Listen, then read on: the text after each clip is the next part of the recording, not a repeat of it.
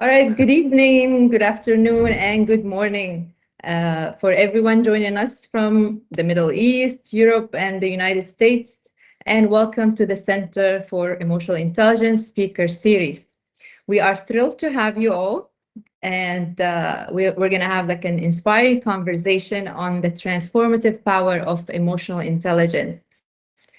In this dynamic online forum that we created, we have assembled renowned experts and thought leaders to share insights and strategies for cultivating emotional intelligence in our personal as well as our professional lives. From leadership development and mental wellness to education and social impact, our goal is to empower you with the tools and knowledge necessary to unlock your full potential. And today we are honored to present Dr. Trevor Lyons, who will share his visionary perspective on emotional intelligence evolution, navigating humanity's next century. Dr. Lyons will outline a comprehensive framework for developing the emotional intelligence essential for survival and success in our increasingly interconnected world. Please join me in welcoming Dr. Trevor Lyons. Dr. Lyons, the floor is all yours. Awesome. All right, everyone. Thanks for being here. I'm really excited to present. Just a thank you to Santa for putting this on. It's actually been quite a joy for me to spend, I don't know, 20, 30 hours compiling the ideas that I have spent the last several years, many years, kind of coming across and putting them all together in one coherent place it's been a lot of fun for me. So I hope you guys enjoy, and I'll go ahead and start my presentation here.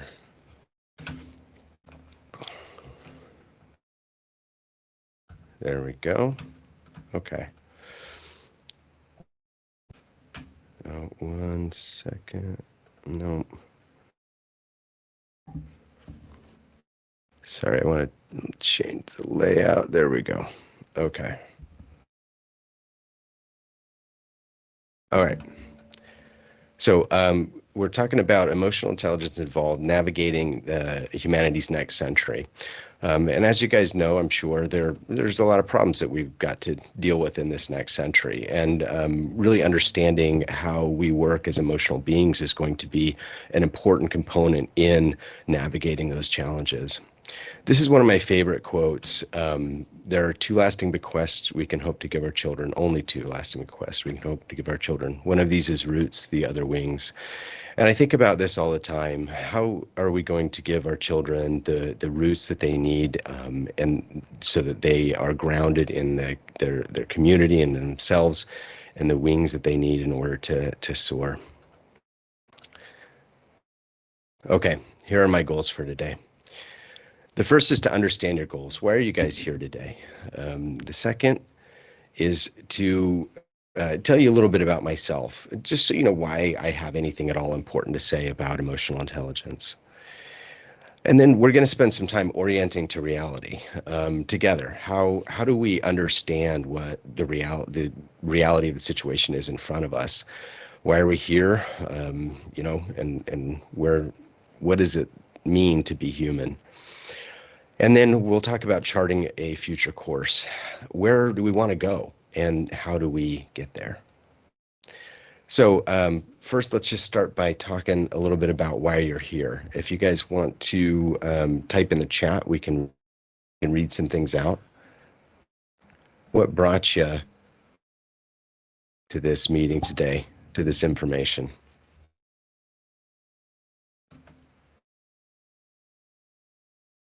Don't be shy, guys. Yeah. Know my perspective on emotional intelligence? Well, you're going to get it. I'll give you my perspective for sure.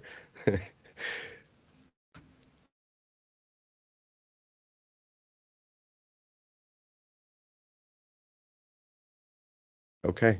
Anyone else?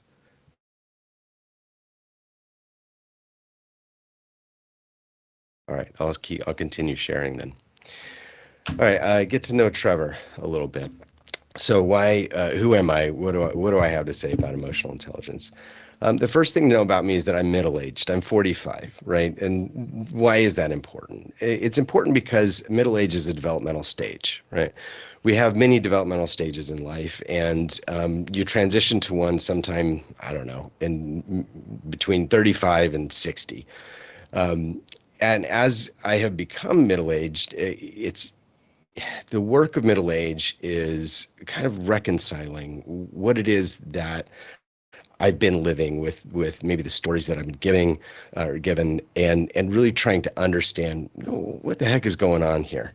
Um, my relationship to work has changed very, very deeply in many ways. When I was younger, I was focused on acquisition, and that was, that also is a developmental stage. I think that when we're young, learning until we enter late adolescence, and then we're trying to set up a life for ourselves and build a little nest for our children. Well, at this point I'm mostly an empty nester, and the desire to acquire has faded. I'm no longer thinking about what do I need to get, and I'm more thinking about how do I live my values in my work, and how do I think about being a good ancestor and doing the work that is meaningful for the next generation. And then I have greater perspective in life. I've seen enough change to know that change is just absolutely constant. And I have been pretty beat up by life in a lot of ways. And that has also given me a very interesting perspective on what we can survive as human beings, and how to think about thriving. I'm a dentist, so I've practiced dentistry for 21 years, and this has given me a very increased level of compassion for my fellow human beings. I have cared for every shade of person that has come in front of me, every background of human being, and what I know is that all people want health, and they deserve the care that they need to get there. I understand trauma very deeply. Dentistry is traumatizing. It's a very difficult experience, and I've had many patients who have come to me with a history of some scars from hard experiences that they've been through, and I've learned how to help them overcome those difficulties. And you really can't be a dentist for very long without learning quite a bit about trauma and how to overcome it. Working with emotions is extremely key to what I do every day. Emotion is really one of the primary drivers of care, and that is because care is delivered by teams. It's delivered by small teams, actually. And when the emotional tone of those teams is right, the patients feel it. In addition to that, in dentistry, we sell expensive solutions that people don't want to problems that they don't even know that they have a lot of the time. And so the decision to purchase dental care is an emotional decision. And so we really have to set the emotional context right, both within the team and for the patient, in order to fulfill our purpose and deliver the care that is needed. So because of those reasons, I've learned a lot about emotions and how to work with them in myself and others. I'm here today also because I felt compelled to share. I met Sana at a gathering, and she was looking for speakers for this series, and this is right in line with the purposes that I try to live every day. So my first purpose is to eradicate disease and extend human longevity worldwide, starting with the mouth. And I don't know how I'm going to do that. This is a lifelong project kind of thing, and it won't be me. But starting with the mouth, meaning both that I have the opportunities, or take the opportunities that I can to speak about these kind of things, and second, that so much of our health starts in our mouths, and so many diseases are linked to oral problems, that if we get those right, we really can change the health landscape of a vast population of people. My second purpose is to provide as many people as possible with a better, clearer lens through which to see the world. And my third is to change the world of work to optimize for the health of our people, the health of our systems, and our chances of passing through the great filter. And for those reasons, I'm here. I thought, oh gosh, this opportunity is really right in line with who I am as a human being. Okay, now this is who I was as human. Um, this is me at 30, and you could tell, different looking guy. I've changed. I've changed a lot in the last 15 years. Part of the reason I feel safe sharing this picture is my children don't look anything like this anymore. They're grown adults pretty much. Um, but at 30 years old, I really had it all. I had a practice. I had this family, this beautiful family with these four, adorable children. I had the big house with a giant projector movie screen in the basement, pool. I had fancy car. But what I didn't have was a lot of happiness and really, yeah, I spent a lot of time during that period of time reading books about positive psychology and trying to understand what it was that I was missing in life. Because I had checked all of the acquisitive boxes, and yet I was really struggling in many ways, and it was in many ways a very painful time in my life. Um, but not so painful that it didn't also get worse. The last 10 years have been in many ways very, very difficult. But I read a lot of books on happiness, and what I learned when I read these books on happiness was that the things that actually make you happy were not the things that I was told would make me happy, and that was very, very difficult to come to terms with. And it led me to live the allegory of the cave in many ways. I'm not sure if you guys are familiar. I'm sure some of you are with Plato's allegory of the cave. But it's this idea that if you've been chained in a cave all your life, and then you're seeing these shadows on the wall, and you think that that's reality, and then you go outside and you see what is really real, and then you come back in, and you really have very difficult time talking to the people who've been in that cave, and you can't quite say what it is that you've seen. Um, Hold on.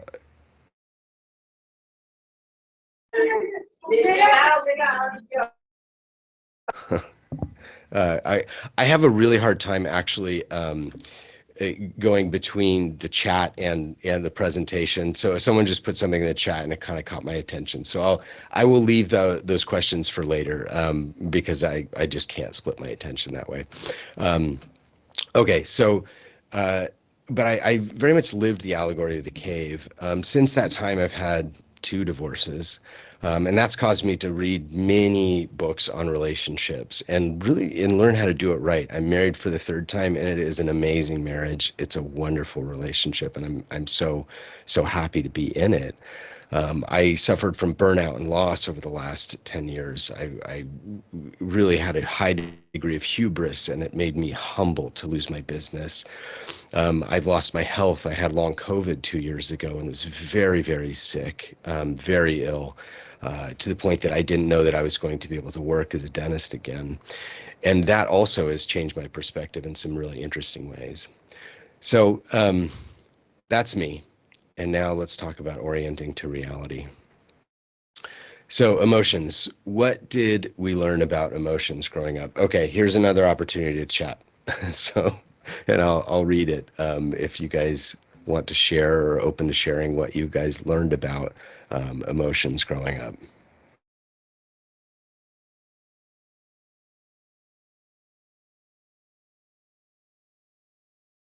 Sorry for unmuting, but I'm having hard time putting anything in the chat.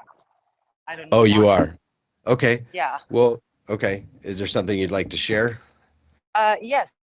You said emotions. I think my biggest problem is throughout my childhood and adolescence, I get stuck. This is that's Hmm. why, like, this is the biggest reason I'm here. You just Okay. like, you have that neuroplasticity that you keep going and going and going towards one emotion, and you are stuck. Okay.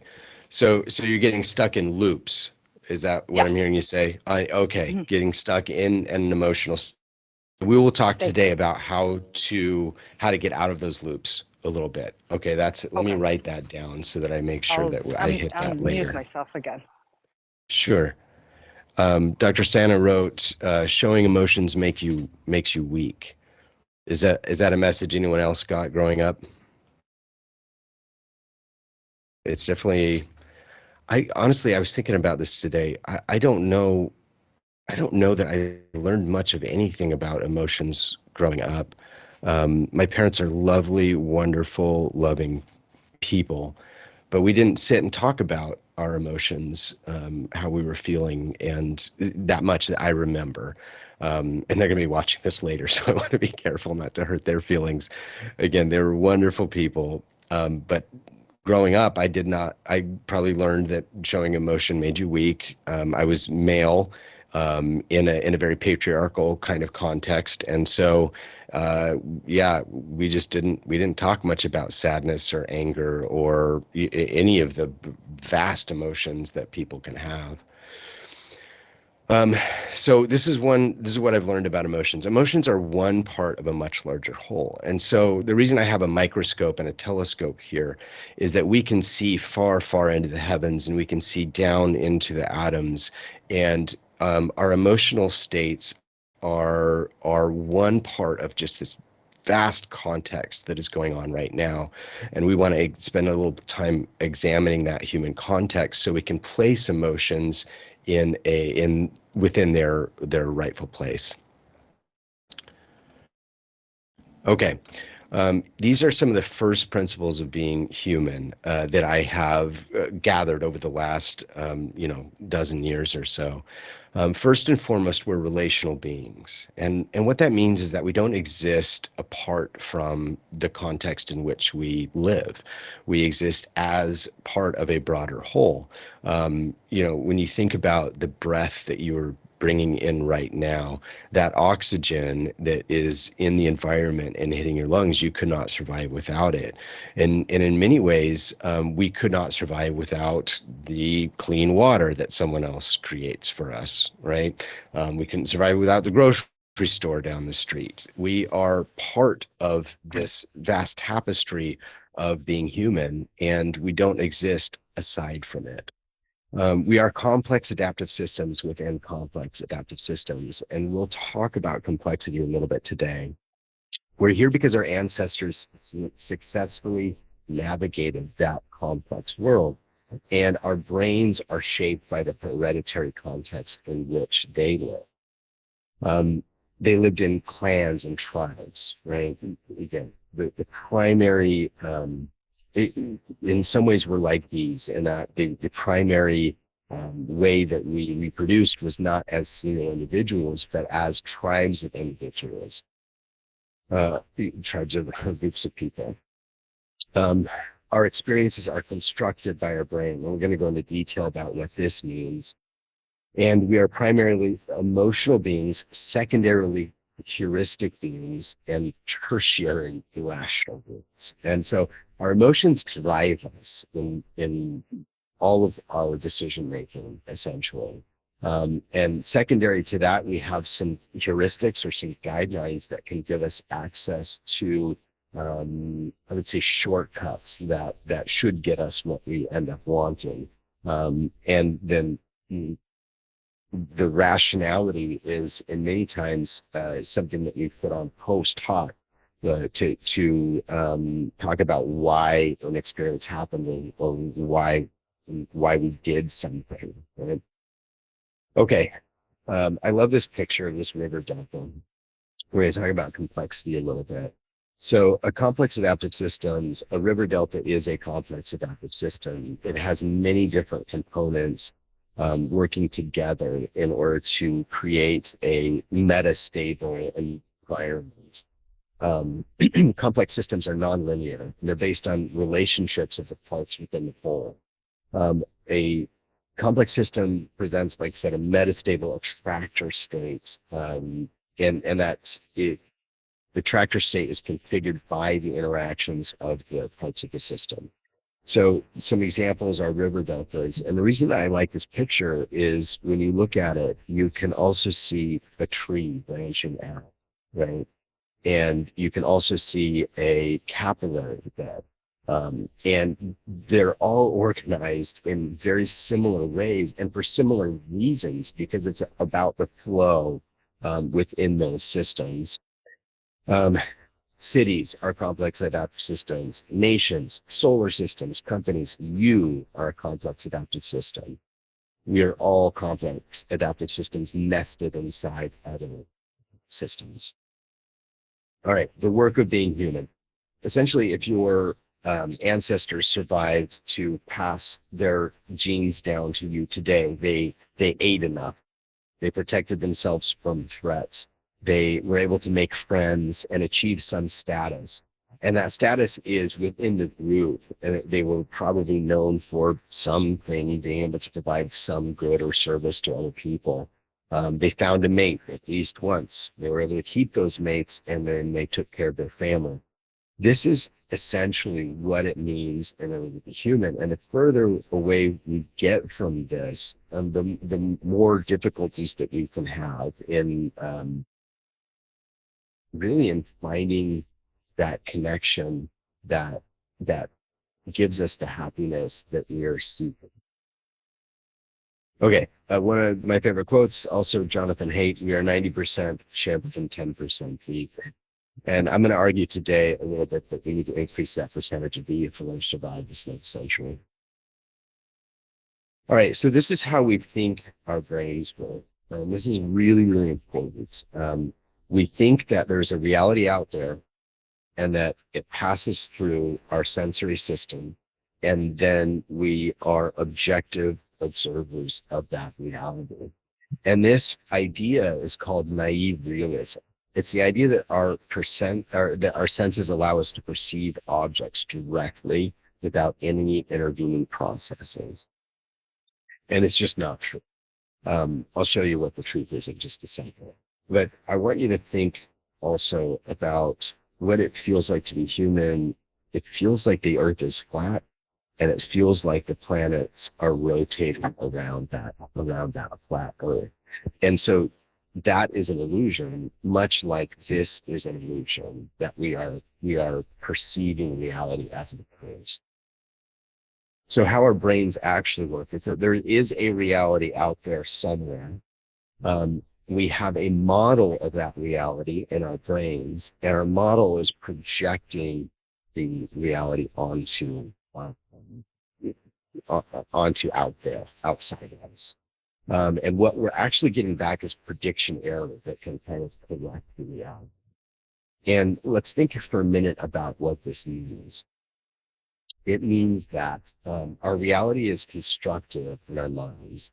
We're not, again, actually experiencing reality, we're constructing reality, and we're projecting it out onto the environment that we live within.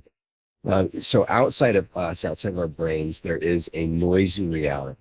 And the job of our brains is to take that noise and turn it into signal.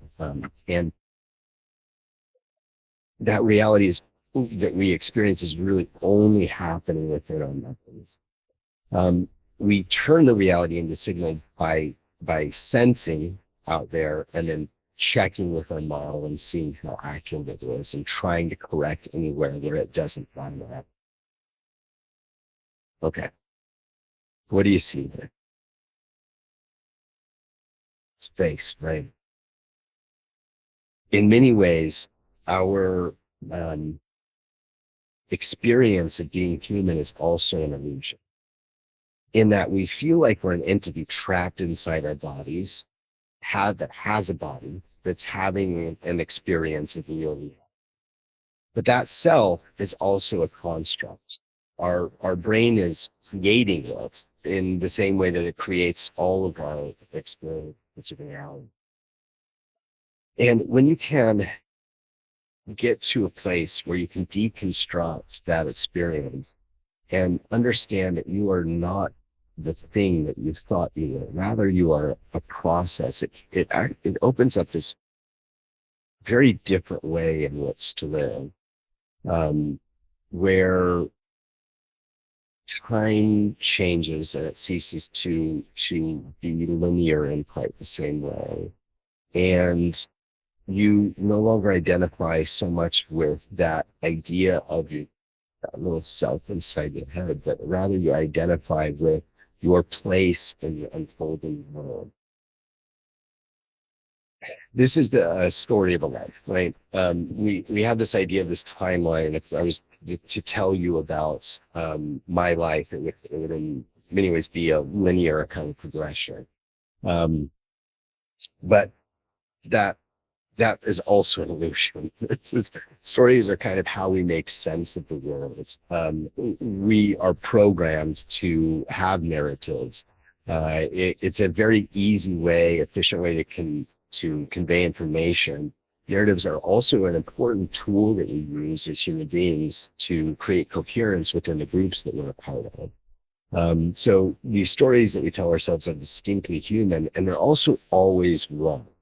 Because they are, like everything else, a construct. They are something that our brain does to make sense of the world, but they're not an actual reflection of it.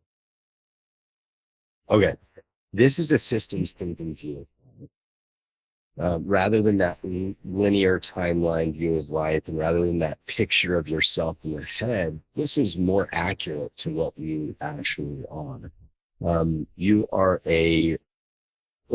this little circle in here. You're that little circle within the context of a bigger circle. And all these little loops are what we call feedback loops. And along the way, there are boundaries. There's a boundary to yourself. There's a boundary to your family. There's a boundary to your city, right? And those boundaries are porous. They let things in and out. And we are the process that is happening and unfolding as these little feedback loops are turning.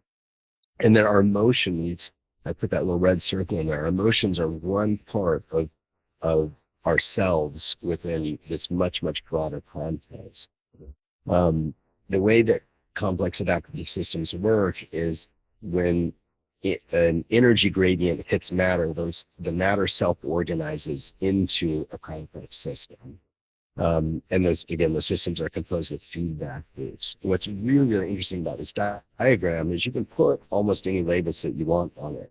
The same diagram is going to be true at the level of your cells within organs and the level of nations within the world. It's just fascinating that this is the truth of our reality, but this is what it is. Part of our reality is that we have an emotional lens. Now, we only have access to the information that was important and relevant to our ancestors' survival. And the way I like to think about this is there is, as we know, 90% of the mass energy of the universe is made up of dark matter. You just don't have access to it. Very similarly, before there were eyes to see, light energy was dark matter in the same kind of way. So we have access only to the information that is relevant to our ancestors' survival. And part of the information that we have access to is our emotional landscape. And we're going to talk about why that was important to our ancestors' survival. So, but I put a couple of comparison things here. So dolphins and bats contain a sonar landscape within their inbelt or their experience of the world. And dogs contain a scent landscape. We don't have any of those things, but we do have an emotional landscape. And sometimes it looks like this, painting on the left with all these beautiful colors. And sometimes it looks like this painting on the right, and it's dark and depressive, and you're feeling, I look at that and I know that feeling, and I bet that many of you do too. Okay, another little opportunity for participation here. What do you think of when you hear the word attunement?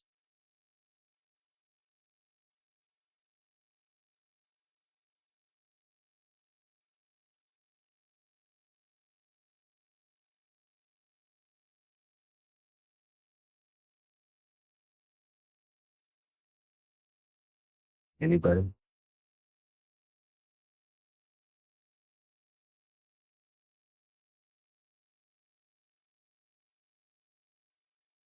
Being prompt, Oh, go ahead. being primed for something. Primed for something. I like it. Primed for something. It's really, okay. Anyone else?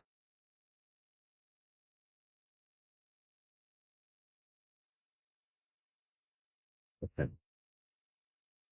It's a new term. Any synonyms? Any synonyms? Yeah, I would say harmony, like, is a synonym. When I think of the word attunement, I think of a couple of things. First, I think of John Gottman. And I don't know if any of you are familiar with John Gottman's work, but he's a relationship researcher, marriage researcher in particular, and um, he talks a lot about bids for connection. And in happy relationships, it turns out that many, if not most of, and in fact, I think it's got to be 4 out of 5 at least, bids for connection are met by the partner. So when someone wants to share something about their day or needs to get up and stretch or whatever it is, the partner is attuned to their needs in the moment, right? When I think of attunement, I also think of a symphony playing beautiful music. And when someone is out of tune or playing discordantly, we hear it almost immediately, right? But when the symphony plays all together as they were intended to, all of those instruments are attuned and playing the right note at the right time in order to create this beautiful piece of art. So the reason that we have this emotional writing skill is that emotions are information for sharing. Spreading it. They're there in order for us to let others know what is going on for us. And when we do that, when we are attuned to one another and we are attuned to our broader environmental context, we actually make the right decisions in order to move us towards our survival. And so attunement is an extremely important concept that we all need to be thinking about. How well attuned am I to me and my needs right now? How well attuned am I to the others around me? And how well attuned is that to the broader context in which we find ourselves? And this is a little bit of the broader context in which we find ourselves. We are in the middle of a poly crisis, or some people call it a meta crisis. And that means that all of these very difficult things are interacting with one another to create this kind of overall difficulty of conditions that we're experiencing. This is the definition of polycrisis, the simultaneous occurrence of interaction of multiple interconnected crises across various domains, creating a complex and intertwined web of challenges. When I think about polycrisis in the U.S. and the news right now, we're thinking about Hurricane Milton and how that was created and how the warmth of the Gulf created all this energy in the system in order to move that hurricane and pull all that moisture in the air. Well, that's related to our overall economic system and our use of energy. And all of these things are intertwined in a way that's really, really difficult. We're experiencing environmental degradation. Right? We've got pollution, putting a lot of carbon into the atmosphere. We're clear-cutting forests and habitat loss. I ran into a very scary statistic the other day that said that for every human on the earth, there's 2.5 kilograms of land mammals. 2.5. And 10,000 years ago, it was 50,000 pounds. We're really losing a lot of the ecosystem services that we need in order to survive. I mentioned earlier that we are contextual beings or we're relational beings. So a lot of the oxygen that we're breathing in, I guarantee the atoms of oxygen that have come from the Amazon rainforest right now. And in order for us to continue surviving and thriving in this next century, we're going to have to, we're going to have to do better. Technological harms. So when I look at this picture of these kids on the left, I just know that that's the situation for so many people. We have this technological system that is hijacking our attention. We're living in surveillance capitalism. We're on the precipice of potential technological unemployment. We're accelerating energy use, which is accelerating pollution. And we've got the massive potential for disinformation and propaganda to spread. Conspiracy theories are rampant. We're also accelerating our pace of change beyond our human ability to cope with change. And that's a really difficult thing. And then socio-political. This is a very sad graph, but you can see that deaths of despair have just been climbing over the last 20 years in the US. We have a loneliness. We've got heightened inequality, rise of a precariat class and loss of middle class, breakdown of social discord. We're really missing the mesosphere as well. So when I when I was growing up, I was lucky enough to have this context of church that I went to every Sunday, right? And in many ways, that group of people, those faces that you see, that kind of middle scale of human that is more than one and less than 1,000. Is so important for our happiness, our connection in the world, and we're just kind of missing it these days in many ways. We have capitalism that works for the few, a plutocratic government, and like I said, the rise of deaths of despair. Okay, we also have this massive economic superorganism. This picture on the right is a depiction of what is called a hyperobject. Hyperobjects are groups of things that are much bigger than we can even think about as human beings, and we kind of put them together, but they are really individual agents, but they all kind of fit together in some way as well. So a species is a hyperobject. That's one example of a hyperobject. And our economic superorganism is also a hyperobject. That economic superorganism is populated by populations of corporations, which in many ways were an early artificial intelligence. They act at a scale greater than a human being, and they do so in order to meet their own goals of their agents. Because of this, we live in what I like to call a paperclip maximizer. Many of you may be familiar with this idea from artificial intelligence, is that what if we have a super intelligence that decides the objective function is to maximize the number of paperclips in the universe, and so they just convert everything to paperclips. And in many ways, we live in a paperclip maximizer, but it's not maximizing for paperclips. It's certainly not maximizing for human well-being. It's maximizing for dollars produced. And because of that, there are so many externalities that we just have to live with every day. Okay, so brief tour of our polycrisis and all the problems that we cannot solve those problems with the same thinking we used when we created.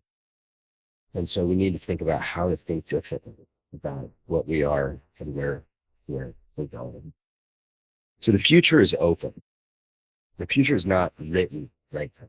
It is a possibility space. And I want to sit and just imagine our children's children's children's future. What I would like for my children's children's children is to grow up in a planet that they are connected to, where they have other human beings around them who love them, who care for them, and who want them to experience all of the joy that life has to offer. Who want them to be free of threats, We want them to be valued and respected and enable them to grow into the people that they're meant to be. I want them to be able to contribute meaningfully to the world around them. To be able to care for their children and help them grow.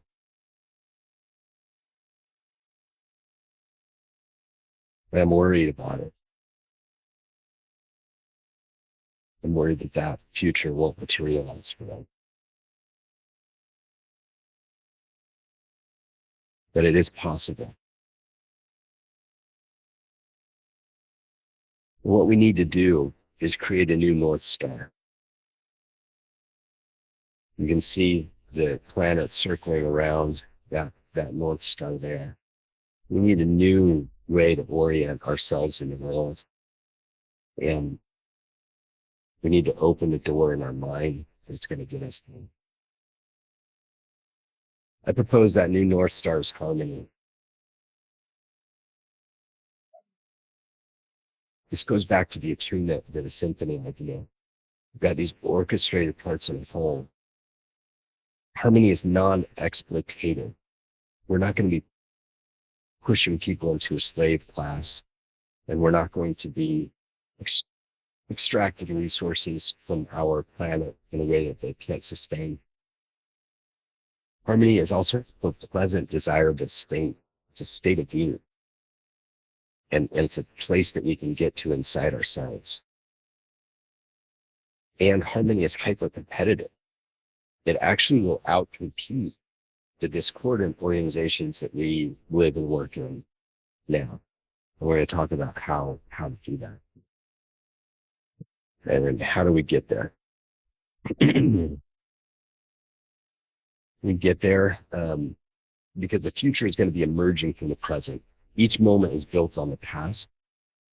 And what we have to do is plant the seeds today to build the adjacent possible in order to get to where we go. And we got to plant as many seeds as possible. All right, we're going to start this by grounding ourselves. And someone mentioned being in loops earlier, loops of thought. Thought creates emotion. Thought is just an occurrence. It's one aspect of our reality. Like anything else, it arises and it passes away. Thoughts are constructed by our minds in the same way that our stories are constructed by our minds. And we need to get out of our thoughts and into our bodies. As deeply into your body as you can. I've got a picture of a man meditating. A lot of people find meditation difficult. There are a lot of different ways to do it. One of the best resources for meditation that I found is the Waking Up app. It's really phenomenal. The introductory course alone will show you how to do it. We need to show up as our best selves, and that means that we get grounded. It means that we're taking care of our health. We are getting good night's sleep. We are giving ourselves adequate nutrition, proper hydration, and that our relationships are positive in a way that builds healthy lives. Realize that the only time is now. This is a super helpful heuristic that helps me get out of any story that I'm trying to tell myself in my body. The past is a retrodiction. The present is a prediction. All we ever have access to is this moment right here, right now in front of us. And when we can realize that and deeply know it in our bones, that is our lived experiences, then those ideas, those stories can kind of go away. The other thing that we can do to center ourselves, ground ourselves, is breathe deep. Just breathing deeply, slowly, can ground your physiology and put you in a different and healthier mental state. Okay, we need to understand emotions. We need to understand that like all of our reality. Emotions are constructive. They are predictions of the brain based on the moment and our mental models. And again, we're receiving feedback error. But these emotions that we're experiencing are as real as everything else and as unreal as everything else, in that they are just built by our brains. And when we know that, they can kind of lose their power, to control us. Here's a very interesting slide that talks about how emotions are constructed culturally. And there are some different emotions in different languages and from different cultures here that we don't have in the United States. These emotions are real experiences that people have, and they have words for them. And that allows a granularity for talking about how we're feeling and attuning to one another that is really interesting and helpful. But when we supply ideas or concepts of emotions to people, we can help them understand what's going on for themselves, and we can more effectively communicate about our states. This book is also one that I really recommend, How Emotions Are Made. In How Emotions Are Made, the author, Lisa Barrett, talks about chiplessness. And this is something I think that everyone can relate to. So the key aspects of chiplessness are disappointment, relief, guilt, and desire. So you feel disappointment, you're let down that there's no more chips in that bag of chips. You feel relief that you're not going to take in any more calories because that bag of chips is empty. You feel a little guilty for having eaten a whole bag of chips, and yet you still have a desire for finishing that bag of chips that you're craving. And I think everyone can kind of feel what that feeling is like, because we've all been there. But the point is that you can create emotions by creating constructs of emotion. Here's another one. Eudaimonia. It's a Greek form of happiness. It's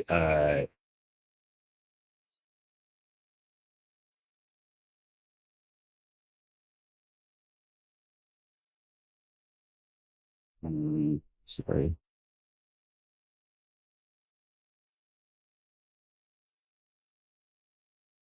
Okay.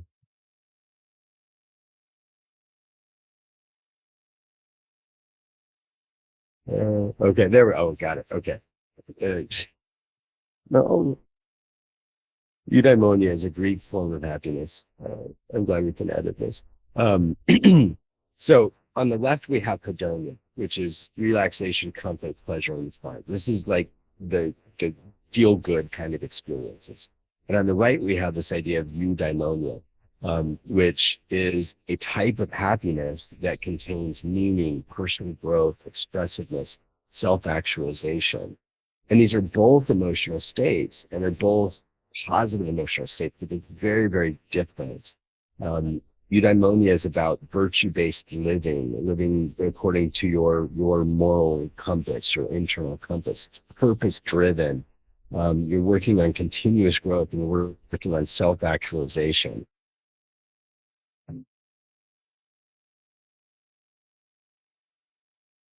Oh, yeah, there we go. Did I get it, Santa? Yeah, I got it. Okay. We're working on self-actualization, becoming the person that you were meant to become within the context that you live. Here's another definition of success, or another definition of happiness that I would propose: harmonia. So this is the state of living in harmonious relationship with yourself, with your family, with society, with reality, with your health. Meaning, you're getting adequate sleep, your relationship with your substances is good, your relationship with your work is good, your relationship with your money is good. All of those things are in harmonious attunement, right?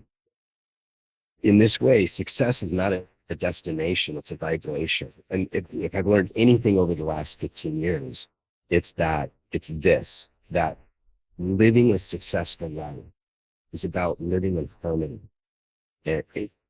it's not about attainment. It's not about the dollars in your bank account. It's not about the kind of car you drive. It's not about how you look outside. It's about how you feel inside. This is the core concept that I would like to get across to everyone. Okay, hyper-competitive organizations. So how do you spread these messages? We spread it through hyper-competitive organizations, because organizations that understand these concepts, that reality is created, that emotions are meant to be shared, and that our purpose of attunement and harmony will help drive the organization forward, are going to outcompete others. So if you've got grounded leadership, if you are meeting your team's needs, their internal needs, if team members are tuned to one another, and together you're attuned to the customer needs, and you're attuned to the external business environment, you're actually going to outcompete all of the other organizations. You're going to be like this company pushing a ball rather than trying to push a brick. And you're going to be a talent magnet. If we can get these concepts into organizations and get their people attuned to themselves, each other, and the environment in which they operate, we can spread these messages, and we can live healthier lives as a whole. So working together can be tricky, but it's a lot easier when you create a purpose worth pursuing, when you define harmony in the pursuit of the goal as the goal, and you help others achieve that harmonious state. The power of purpose is amazing. Purpose acts as an orientation for group action. It also acts as a membrane for group cohesion. So in that diagram earlier where I had all of the different membranes of complex adaptive systems, one of the membranes that you can put around an organization is purpose. We're here to do this thing, right? And in dentistry, that's deliver high quality care. And if you're not here to deliver high quality care, like, what are you even doing here? You may want to go live your purpose somewhere else, or live in a context that resonates more with who you are as a human being. It also supercharges meta communication. We'll talk a little bit about what that means. But if we have the right North Star, we can organize people at scale in ways that change all of the relationships. Working on a human scale is very important as well. So when I think about the human scale, I think about particularly how much information can we process. And there are important numbers called Dunbar numbers, discovered by a researcher named Robin Dunbar. Small groups should be 5 to 7 people. A larger team, 12 to 15, because that is actually the limit at which we can process the information of the environment and react to it in an attuned way. When we get beyond these limits, we're no longer attuned, and we start to get very bureaucratic in ways that are harmful. 125 to 150 is another number of Robin Dunbar. This is kind of the clan number.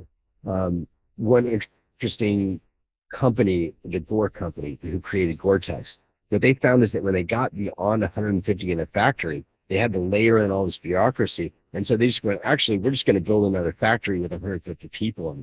And they were able to scale that way and had an amazingly coherent and productive company.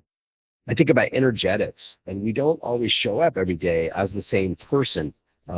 We have varying levels of energy, and we need to make sure that we're spending time resting. And then I think a lot about life stages.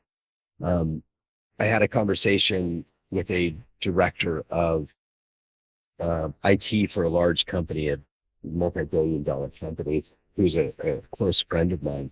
And we were talking about how the role of elders is missing in society a little bit. We were talking about holding space for other people, and how doing that within an organization it can help that organization thrive. And so I think a lot about life stages and how to work within the stage that we're at in order to, again, attune and create harmony. Okay, rituals and engagement. We have to build rituals and engagement. And I'll share a couple of rituals that I've built. One ritual is that I have with my wife. And that ritual engagement is that every month we sit down at the end or beginning of a month, somewhere in that time frame, and we talk about what was the highlight of the last month, what was maybe a difficulty of the last month that we came across, and what do we need from each other in the next month going forward. And this is a really beautiful ritual that helps us to be deeply attuned to one another. I've also built rituals of engagement for companies. We have, in my work as a fractional chief dental officer, I am deploying a ritual of engagement for a continuous improvement cycle. And what it does is gather the perspectives of everyone involved in the leadership of that cycle and help them orient to what are the trouble spots, what are they doing well, what are they doing not so well, and then how can they improve. And when we create these rituals of engagement, we can move forward in really, really positive ways on regular cadences. Okay, vulnerability and meta communication. Vulnerability is about saying what needs to be said. Oftentimes there is something that needs to be said and no one's saying it because it's difficult. And we have to create that context and hold the space for people to say what is needed.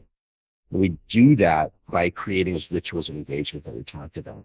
We also do that with meta communication. Meta communication is the communication we put around communication. So when we have something difficult to say, we can say something like, the only reason that I am saying this is that I care deeply about you and your place in this company. And I want to make sure that we're all taking care of the patients together because that is our purpose. That's why we're here.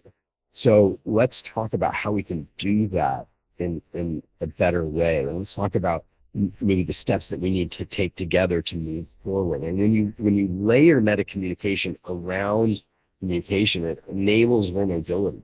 People then can go, oh, okay, well, I understand. I have to say this thing because it will move us forward. Vulnerability also enables individuation or self-actualization. And this is a super important thing that we need to embrace. We have a complexity instinct as human beings. Complexity is integration and differentiation. And we have this whole list of challenges that we have to solve, and they can't be solved by the current level of complexity of our systems. We need to increase our complexity in order to adapt to the environment and solve those challenges. We have drives to both belong and be individuals and to be self-actualized. And complexity is integration plus differentiation together. When things get more different and integrated into a whole, they reach a new layer of complexity.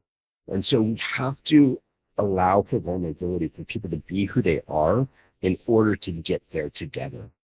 Super, super important. Okay, we need to remember that the state is the target, the state of harmony, that harmonia is what we're looking for. And just imagine what would emerge in our world if millions of people knew and could spread this feeling, this state to others, of being in harmonious relationship with yourself, with those you work, with your family, your loved ones, your work, and your society's place in the finite planet that we have. What could emerge is just incredible. I'm losing my voice, but I'm going to finish up here with a poem and a prayer. This is A Lighted Path, and this is a poem that actually hangs right up here, and it came through me. My foot is falling somewhere now. That somewhere was unknown. 3 steps before, maybe more, and maybe less than 1. The mountaintop in our sight, I see when I'm asleep. I see it when hid by trees, wherein the thought is deep. The place to which we're going is a non-negotiable. It's why we're here. It's why we bleed. And in our bones, we know that we will reach the top someday. And when we turn around, we'll see the path, both trod and fall, rejoicing, covered ground. We take each step both for us and those who come behind. A better, healthier world will lead, like a lighted path they find, to a place of peace and love, where everyone just thrive. Let's make the journey easy now, to the mountaintop and sun.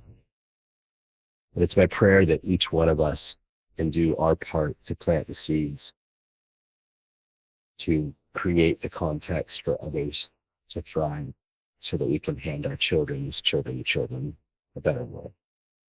And with that, I'll end.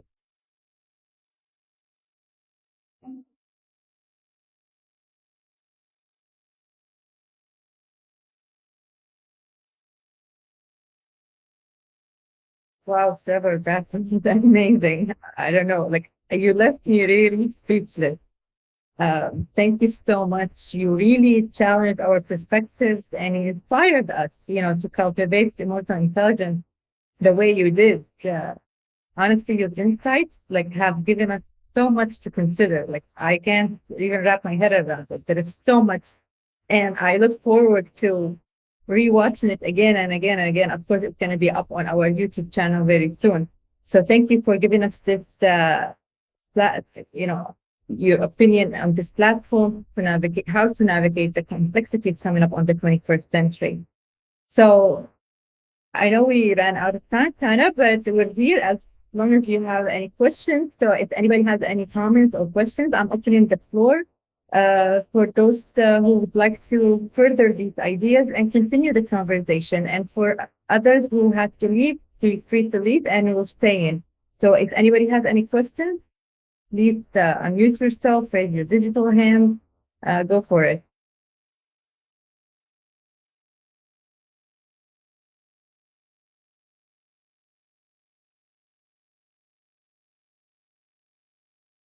I think you covered a lot. It's a lot. I tried to get all the ideas in there. Sorry, I ran That's out. perfect. Was this perfect? So is you guys satisfied with everything that Trevor did? I think we can conclude today's event. But the conversation does not have to end.